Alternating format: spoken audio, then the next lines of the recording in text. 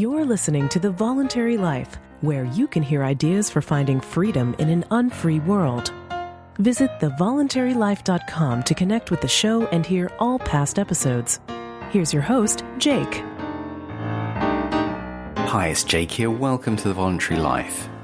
This episode is about financial independence, and I'm sharing with you a great discussion that I had on a recent live stream with patrons.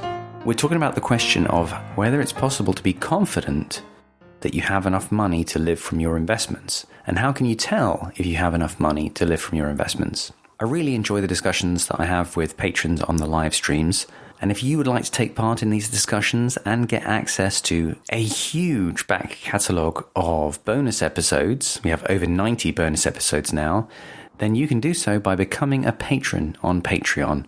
If you prefer not to use Patreon, you can also support me with cryptocurrency on Bitbacker. If you'd like to find out more, I'll put links in the show notes, and you can also find out more information on my website, thevoluntarylife.com. So without further delay, here's our discussion. My question is to do with financial independence. Basically, the million-dollar question, if you like, of how much is enough. And I'm familiar with the figure out what your expenses are and then times that by 25, and that'll give you the percent withdrawal method income.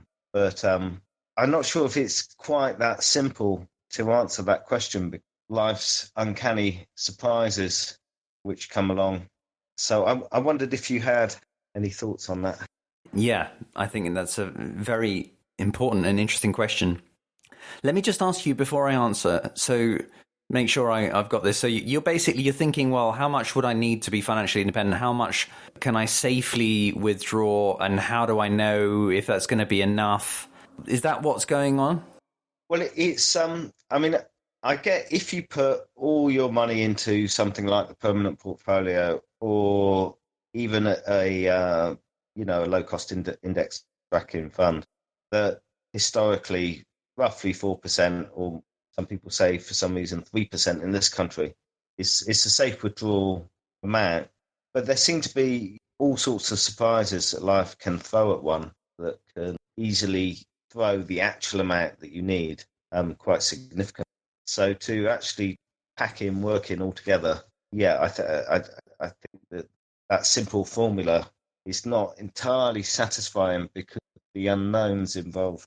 Yes. And can you give me an example? Are you thinking about something like massive unforeseen expenses coming up in your life because of some kind of family emergency or something like that? Well, there is that.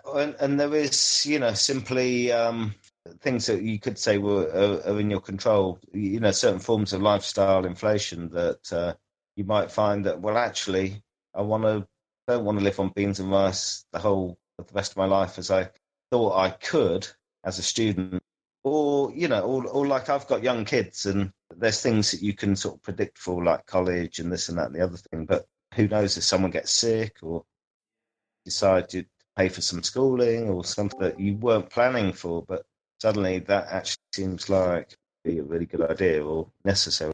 Yeah, these are really good questions. So I get where you're coming from. I'll tell you about the way that I've thought about it. I mean, first of all, when I looked into the 4% rule, I looked into it and I followed up on some of the studies that it came from, and I looked into some of the open questions about it, because there are loads of people writing like detailed studies about, is the 4% rule really correct, and so forth. And then you can also get into detailed discussions, like some people follow the 4% rule in a way where they set a drawdown salary for themselves, if you like, not a salary, but they set a specific dollar amount or pound sterling amount at 4% at year one, if you like, and they just keep withdrawing that amount every year. So let's say that it's 40 or 50K or something like that. Then they just carry on withdrawing that every year, just whatever happens to the portfolio. Other people, myself included, adjust based on how the portfolio is performing. So if my portfolio goes down massively and 4% becomes less than it was last year, I'm not just going to carry on taking out what was 4% last year if it's now less. And on the other hand, if I feel like the portfolio has grown significantly and it could support me taking more, I take 4% I take a bit less than 4%, but I reset what 4% is each year, if you like. Some people don't do that.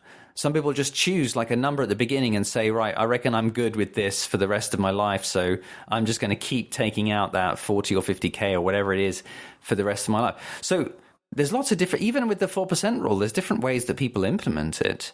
But the thing that I found also is that this is a guess. This is a guess based on some studies of previous portfolios in different economic circumstances. And nobody knows whether or not 4% with your particular portfolio design is going to continue to work in future. So the first thing that I had to come to terms with is, all right, this is basically our best guess. And there's absolutely no guarantee that it's going to continue to work. Can I live with that uncertainty? Because we just talked about the potential for there being unforeseen expenses and emergencies and lifestyle changes. That also can happen, but it could also just happen that you think you're going to be okay on 4% and you're not. For whatever reason, your portfolio that you chose drops so massively that you start eating into your capital to the point where you don't think this is sustainable. Maybe we're going to live longer than we expect to, and we start realizing, hang on, this portfolio isn't going to carry on indefinitely. So I don't think there's any guarantee, but the way that I thought about this is, okay, taking all the probabilities into account, my best estimate is that this can carry on indefinitely. I can continue with this portfolio indefinitely, withdrawing less than 4%. So that's my best guess, but there's no guarantee. So what am I going to do if it doesn't work? I mean, I've left my career behind.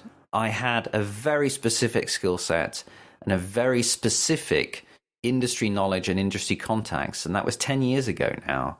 So everything that I built up in terms of my value as a consultant within that industry degrades with time. The industry moves on, my contacts move on, my particular expertise and technical knowledge has not been updated. I haven't been in the industry seeing how things develop and so forth. So I could not just very easily step right back into the job that I had or the role that I had. So what would I do? And I had to think about that and think, well, I think I can make money if I need to.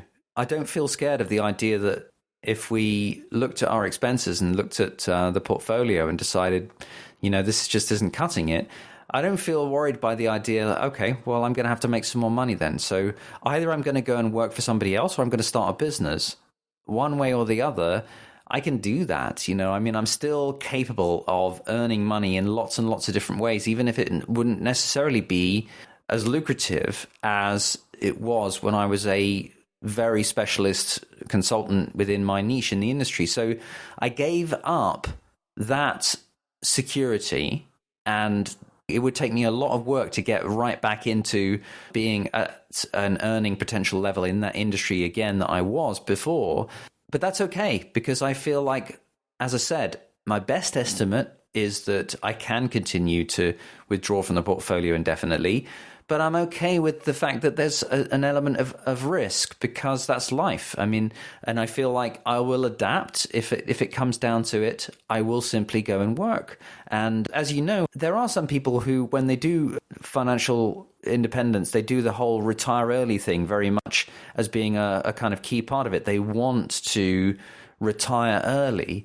And so for them, one of the real goals is to go and sit on a beach. And I enjoy travel and everything, but I'm not just chilling out and doing nothing. I am being productive, and I'm writing and doing podcasts and keeping my mind active. So I feel like the risk of me having to go and focus on work that was more for supporting the family is something that I'm okay with. At the moment, the work that I'm doing is just work that I love. So it doesn't really make any significant contribution at all to our expenses, but that's because I don't have to, and I'm not really under any pressure to go and do work to earn money to support us. But if it came to it, I'd be happy with going back to work.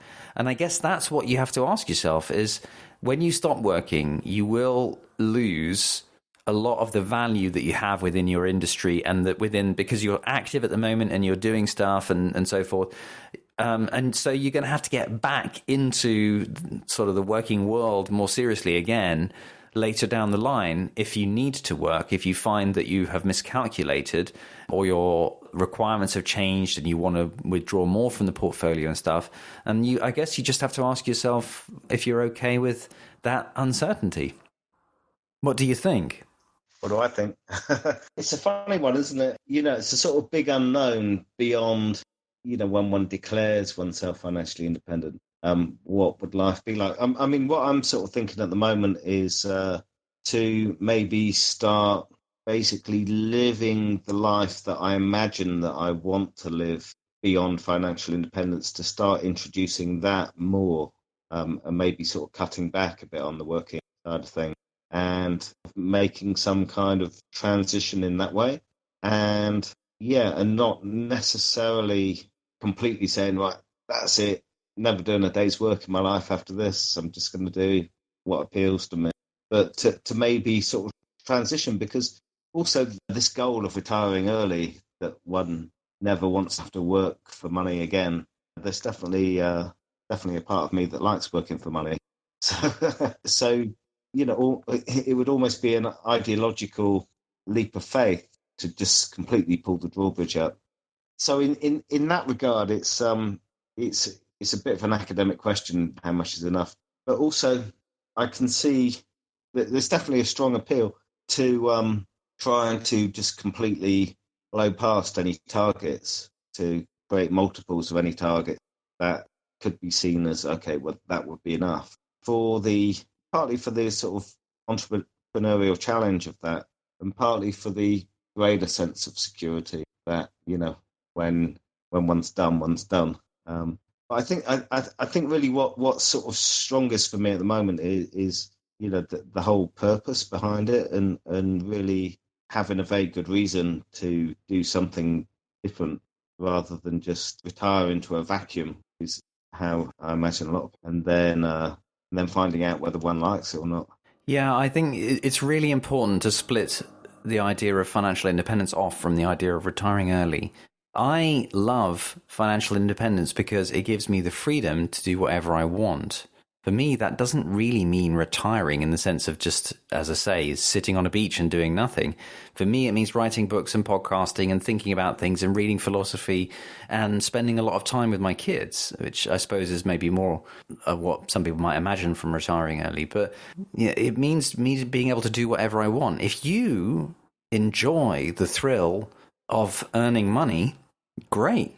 Then your financial independence might just be that you stop doing some money-earning things that are boring to you, and you just focus on other money-earning things that are exciting, and that you just do what you want to do, which means earning money in only those ways that you find fun and fulfilling, but still getting up in the morning every day and going to work. If that's what you want from life, then that's you enjoying your freedom. If you get a kick out of that, great. I don't think that retiring early is a universal goal. I do think that financial independence makes sense. Like it's a valuable thing for everyone to have, whereas retiring early for some people would actually just be quite panic inducing, because they'd be thinking, well, I like working and I get a lot of sense of meaning from it, so what on earth am I supposed to do if I'm retiring early? I don't want to go and play golf. I want to be doing something productive. And so that's the key thing for me. It's not about early retirement, it's about freedom from financial independence, for you to be able to do whatever you want. And if for you that means earning money, go for it. Thank you for listening to The Voluntary Life. If you like this podcast, please show your support by becoming a patron of The Voluntary Life on Patreon. Your support will help to grow and improve the show, and you'll get access to a treasure trove of rewards, including bonus episodes. Visit thevoluntarylife.com to learn more.